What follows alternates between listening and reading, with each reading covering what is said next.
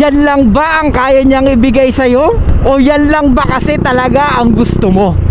Mga ropa, kailangan pa bang ma-experience mo or sabihin pa sa'yo, ipamukha sa'yo na mali, na hinahabol mo yung babae na ang pinoprovide sa buhay mo kundi ang kanyang suso?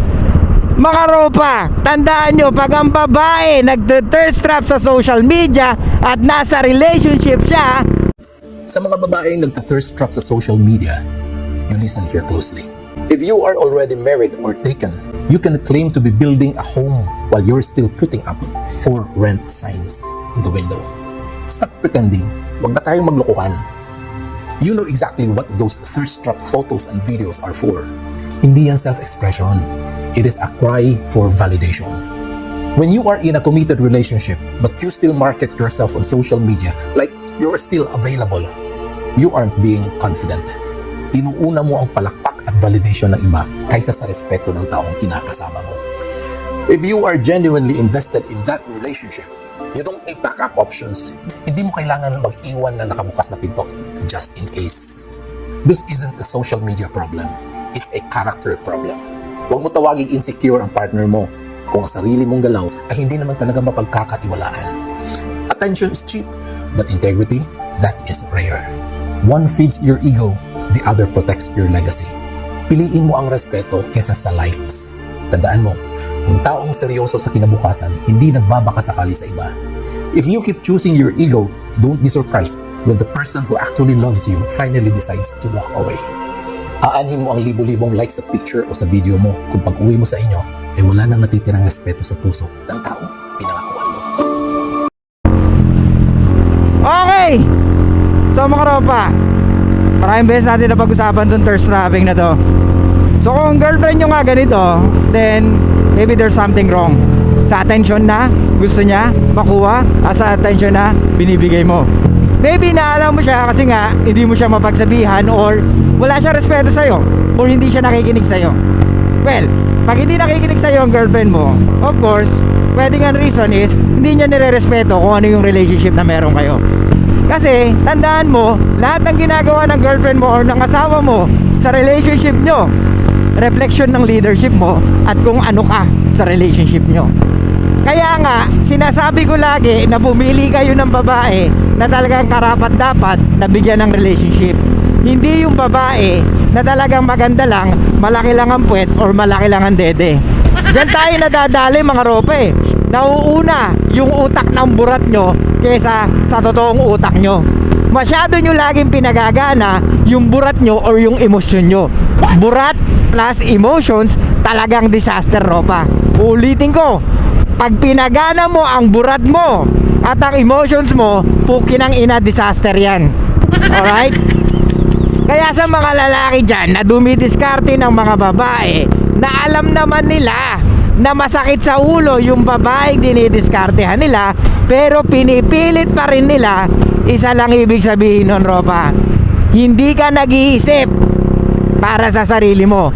Ang iniisip mo ay yung validation na pwedeng makuha mo, lalo na kung maganda yung dinidiskartehan mo.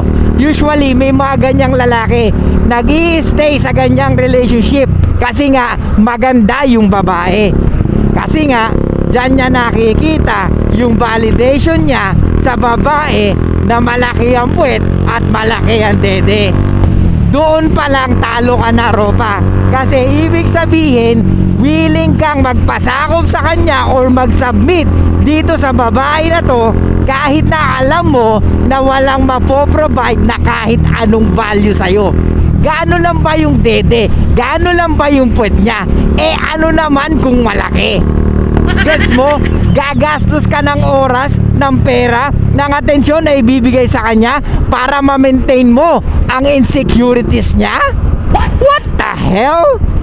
Mga ropa, tandaan nyo, pag ang babae nagte-thirst trap sa social media at nasa relationship siya, walang ibig sabihin yan kundi willing siyang i-entertain ang ibang kalalakihan ropa.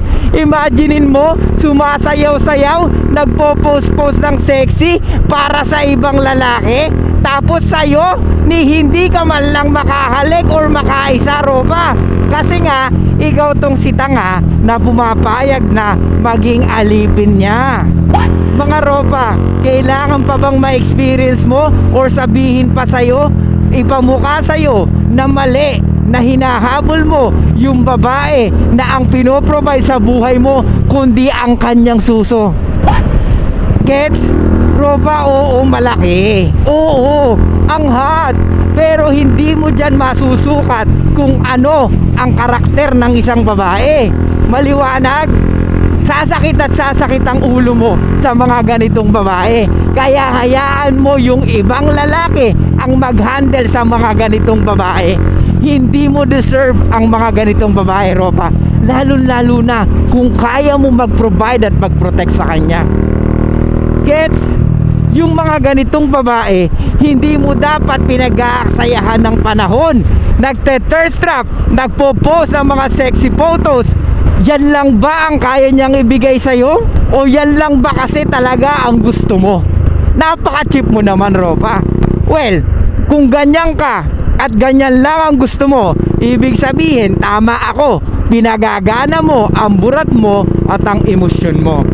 I know may urge tayo bilang lalaki, pero tandaan mo, mas lalaking lalaki ka kung may control ka sa libog mo, Ropa. Ang basihan ng pagiging malupit na lalaki yung merong kang boundaries sa mga babaeng ganito, Ropa. Yung pilit kang sinasamantala o yung ginagawa kang alipin niya. Dapat alam mo kung saan mo ilulugar ang sarili mo at dapat alam mo kung paano pahalagahan ang sarili mo. Tandaan mo, ikaw ang lalaki, ikaw ang magdadala ng relasyon nyo at ikaw ang magsisilbing imahe ng relasyon nyo. At kung sakaling magkakapamilya kayo, ikaw ang iiduluhin ng anak mong lalaki at kagaya mong lalaki ang papakarapin ng anak mong babae. Gets? Pero kung sim-sim ka, alipin ka ng katawan ng babae, then pwedeng yun din ang ma-develop sa anak mong lalaki, Ropa. Kaya tumigil ka sa mga ginagawa mo. Kaya tigilan mo yung kahibangan mo dahil yung mga gantong babae hindi para sa'yo. So anong takeaway natin dito, mga Ropa? Huwag nating pairalin ang burat natin at ang emosyon natin. Yung urge natin, mamaya yan, wala na yan, 'di ba? Pero kung lagi mo siyang bibigyan ng chance para maghari sa iyong katawan, laging ikaw ang talo, Ropa. Okay? So guys, thank you so much. I'll see you guys next time. Show love, peace out, and be fucking mysterious, mga Ropa. Ang hirap ng isa yung side mirror.